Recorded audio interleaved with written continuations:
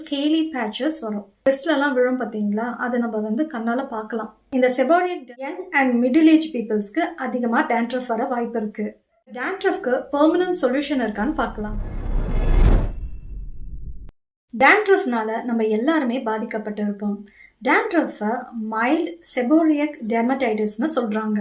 அப்படின்னா என்ன, டேண்ட்ரஃபை பெர்மனண்ட்டாக கியூர் பண்ண முடியுமா அப்படின்னு இந்த வீடியோவில் பார்க்கலாம். அதுக்கு முன்னாடி நம்ம சேனல் ஃபர்ஸ்ட் டைம் பார்க்குறீங்க அப்படின்னா சேனல் சப்ஸ்கிரைப் பண்ணிவிட்டு பெல் ஐக்கான் ப்ரெஸ் பண்ணுங்கள். நான் வீடியோஸ் அப்லோட் பண்ணதும் உங்களுக்கு நோட்டிஃபிகேஷன் வரும். நான் ரெகுலராக psychology and health related topics post பண்ணிட்டு வரேன். நீங்கள் சப்ஸ்கிரைப் பண்ணிங்கன்னா எனக்கு மோட்டிவேஷனாக இருக்கும். இப்போ வீடியோக்குள்ளே போகலாம். ஃபர்ஸ்ட் நாம் செபோரிக் டெர்மடைட்டிஸ்னா என்னன்னு பார்க்கலாம். இது நம்ம ஸ்கேல்பை இன்ஃபெக்ட் பண்ணுற ஒரு காமன் ஸ்கின் கண்டிஷன். ஸ்கேல்பில் டேண்ட்ரஃப், பேச்சஸ், அதுக்கப்புறம் ஸ்வெல்லிங்கை ஏற்படுத்துங்க. Face, nose sides, ears, eyebrows, அதுக்கப்புறம் செஸ்ட்ன்னு சொல்லிட்டு எங்கெல்லாம் நமக்கு ஆயில் அதிகமாக இருக்குமோ, பாடியில் நேச்சுரலாகவே எங்கெல்லாம் ஆயில் அதிகமாக இருக்கோ இந்த பிளேஸ்லலாம் பார்த்தீங்கன்னா இந்த செபோரிக் டெர்மடைட்டிஸ் வருங்க. முக்கியமாக ஐலிட்ஸில் வரும். இப்போ நமக்கு டேண்ட்ரஃபோட முக்கியமான காரணம் தெரிஞ்சிருச்சு. அதாவது ஆயில் அதிகமாக இருக்கிற இடத்துல நமக்கு டேண்ட்ரஃப் ஃபார்ம் ஆகும். ஸோ ஆயிலி ஸ்கின் இருக்கிறவங்களுக்கு டேண்ட்ரஃப் இயற்கையாகவே வருங்க. ஆயிலி ஸ்கின் இருக்கிறவங்களுக்கு ஸ்கேலி பேச்சஸ் வரும். பிரெஸ்ட்லலாம் விழும் பார்த்தீங்களா, அதை நம்ம கண்ணால் பார்க்கலாம். செபோரிக் டெர்மடைட்டிஸ் மற்றவர்களுக்கு பரவாதுங்க. ஒருத்தர்கிட்ட இருந்து மற்றவர்களுக்கு பரவக்கூடியதில்லை. அதே மாதிரி பெர்மனன்ட் ஏர் லாஸையும் ஏற்படுத்தாது. ஆயிலி ஸ்கின் இருக்கிறவங்களுக்கு டேண்ட்ரஃப் கண்டிப்பாக வரும். ட்ரை ஸ்கின் இருந்தாலும் டேண்ட்ரஃப் வரும். நெக்ஸ்ட் மேலசீசியா ஈஸ்ட்னு சொல்லக்கூடிய ஒரு ஃபங்கஸ் இன்ஃபெக்ஷன்னால கூட டேண்ட்ரஃப் வருங்க.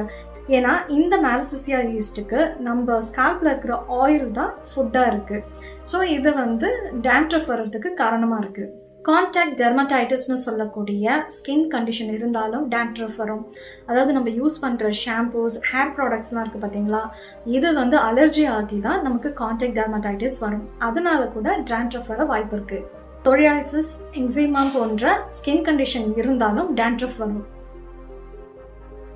குட்டி ஸ்கின் ஃப்ளேக்ஸ் பார்த்தீங்கன்னா நம்ம ஸ்கேல்பில், அதுக்கப்புறம் ஹேர், ஐப்ரோஸ், அதுக்கப்புறம் நம்ம ஷோல்டரில் நம்ம இருக்கிறத பார்க்கலாம். ஸ்கேல்ப் இச்சிங் இருக்கும். குழந்தைங்களுக்கு டேண்ட்ரஃப் இருந்தால் அவங்க தலையை அடிக்கடிக்கு சொரிஞ்சுக்கிட்டே இருப்பாங்க. அதனால் அவங்களுக்கு புண்கள் ஏற்படும்.